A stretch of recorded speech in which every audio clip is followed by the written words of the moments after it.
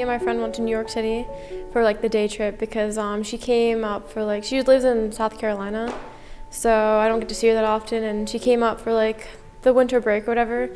So she was like, hey, do you want to go to New York for a day? And I was like, yes, of course. And then we walked around for a little bit, and then we saw the Freedom Tower. And the sun came out, and it was like really nice. And I just was like, hey, let me just take some, well, plus I had a shoot for Miss Gus' class and everything. So I was like, okay, gotta take some pictures and everything. And she was doing the aluminum contest. So I was like, oh, buildings would be really nice. Makes me feel like proud of myself. I feel, and I'm really happy that other people like it, and also the tower just itself is powerful.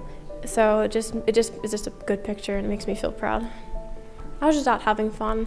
I wasn't really thinking about it, which when I don't think about it, it turns out the best. If I overthink it, kind of doesn't come out as way as I want it to. So.